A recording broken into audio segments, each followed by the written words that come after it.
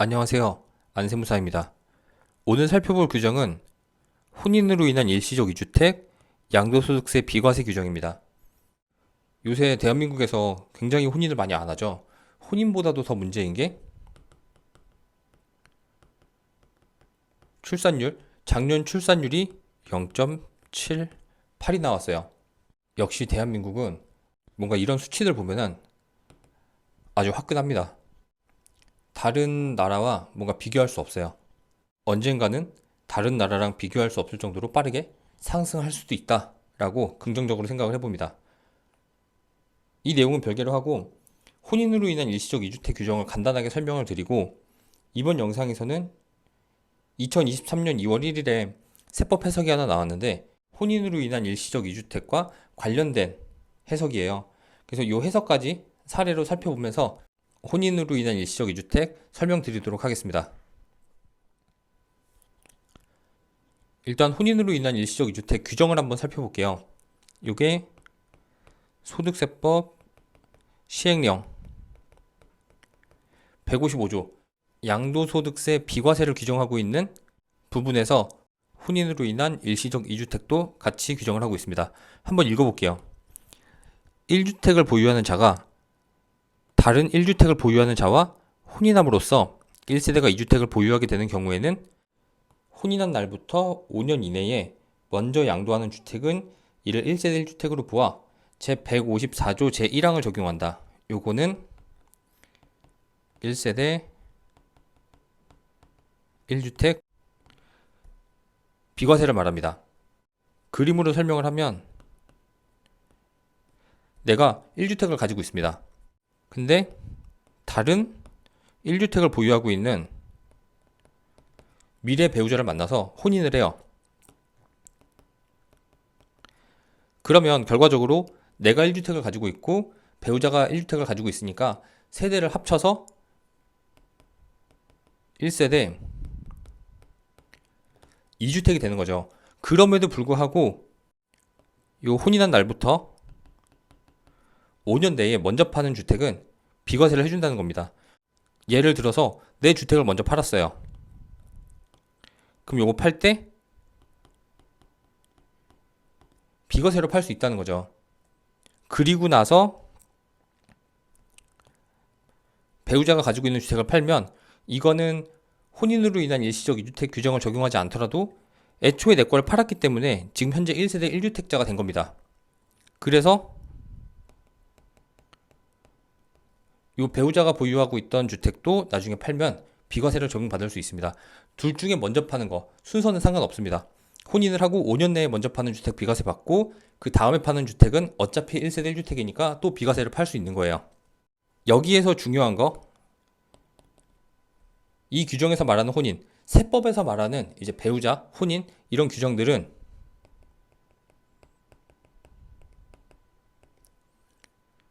99.9% 법률혼을 의미합니다. 뭐 결혼식 하고요,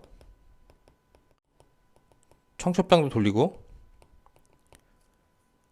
뭐 집에 결혼 사진도 있어요.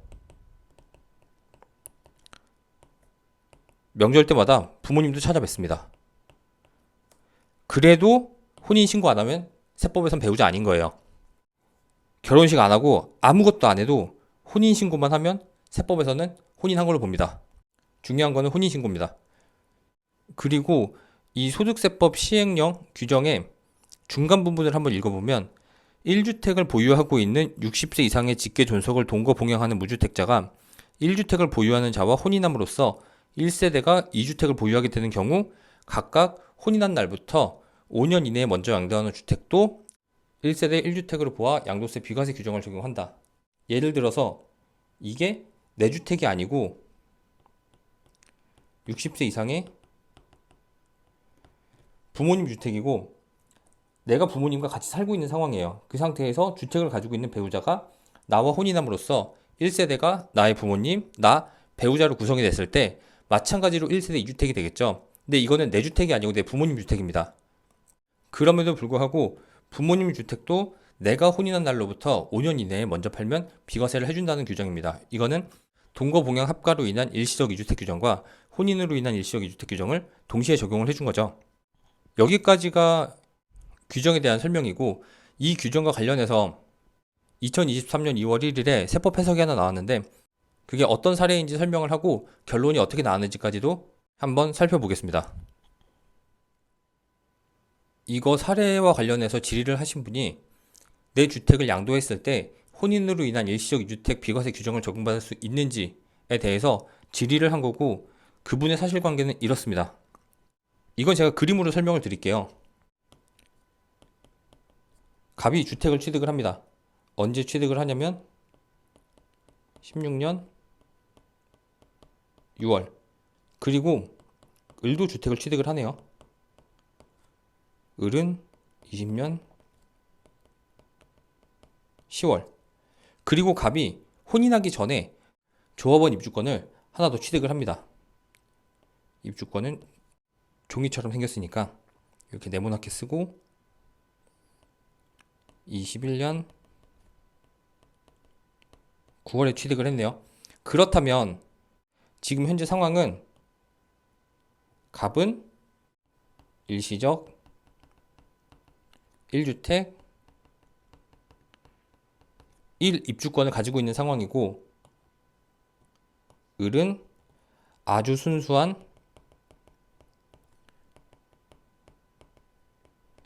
1주택자입니다. 근데 이들이 21년 10월에 혼인을 해요. 혼인을 하게 되면 갑이 가지고 있는 주택과 을이 가지고 있는 주택이 합쳐지면서 1세대 3주택이 되는 거죠. 혼인을 했기 때문에 세대가 합쳐지면서 1세대가 2주택과 1입주권을 가지고 있는 상황입니다. 혼인으로 인한 일시적 2주택은 혼인했을 당시에 내가 일시적 2주택인 경우, 대체주택 취득으로 인한 일시적 2주택일 경우 종전주택 비과세를 받을 수 있습니다. 그렇기 때문에 이 상황에서는 갑이 2016년 6월에 취득했던 요거 팔면 비과세 받을 수 있고요. 을이 2020년 10월에 취득한 이 주택도 먼저 팔면은 비과세를 적용받을 수 있습니다. 다만 갑이 비과세를 적용받으려면 일시적 1주택 1입주권 규정도 같이 적용을 해야 돼요. 이렇게 상황이 간단한데 뭘 질의를 한 거냐? 이런 주택들을 아직 양도하기 전에 갑이 가지고 있는 요 조합원 입주권을 공동명의로 바꾸는 거죠. 배우자한테 절반을 증여해서 공동명의로 바꿨을 때에도 여기에 있는 두 개 주택 비과세가 변함없이 적용이 되는지, 이거를 질의를 한 거예요. 요거 증여를 하지 않았으면 명백하게 규정이 있는 대로 갑과 을이 일시적 2주택 규정을 적용받을 수 있는데, 조합원 입주권을 공동명의로 바꿨음에도 불구하고 종전 규정들을 다 적용을 할 수 있냐, 이런 내용입니다.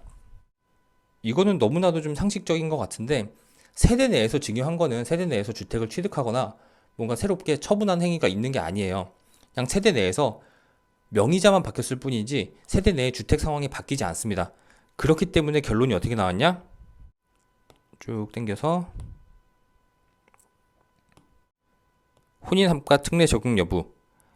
1주택과 1조합원 입주권을 소유한 자와 1주택을 소유한 자가 혼인하여 일시적으로 2주택이 된 경우, 일시적으로 3주택인 거죠. 한 분은 일시적 2주택, 한 분은 순수한 1주택, 혼인해서 1세대 3주택이 된 경우 조합원 입주권의 지분을 세대 내에서 증여했다. 그래도 혼인합가 특례가 적용이 된다는 해석입니다. 이거 뭐 당연한 것 같은데, 어쨌건 근데 이분 굉장히 잘하신 게 돌다리도 두드려보고 건너야 돼요. 그래서 뭐든지 이렇게 돌다리도 두드려보고 건너는 게 세금 판단에서는 굉장히 중요합니다. 요즘과 같이 혼인도 많이 안 하고 출산율이 0.78까지 떨어진 상황에서 혼인으로 인한 일시적 2주택 규정 잘 활용하셔서 본인의 재산을 잘 지키시기 바랍니다. 사실 혼인으로 인한 일시적 2주택은 이 5년을 할 게 아니고 혼인 장려 차원에서 10년이나 20년을 해줘도 되지 않을까라는 생각이 들고, 좀 별개의 얘기지만 이 출산율을 늘리기 위해서 세법도 좀 개정을 하면 좋지 않을까라는 아주 개인적인 생각을 해봅니다. 다주택자를 규제할 게 아니고 다둥이를 키우고 있으신 분들, 양도세든 증여세든 상속세든 종합부동산세든 여러 가지 세금 측면에서 많은 혜택을 줘서 출산율이 드라마틱하게 올라가기를 바라보겠습니다. 물론 이제 혼인도 많이 해야죠. 그래서 이번 영상은 혼인으로 인한 일시적 2주택 규정 설명드렸고, 그리고 2023년 2월 1일에 나왔던 질의에 대한 답변, 해석도 같이 설명드렸습니다. 이번 영상은 여기까지 하도록 하겠습니다. 감사합니다.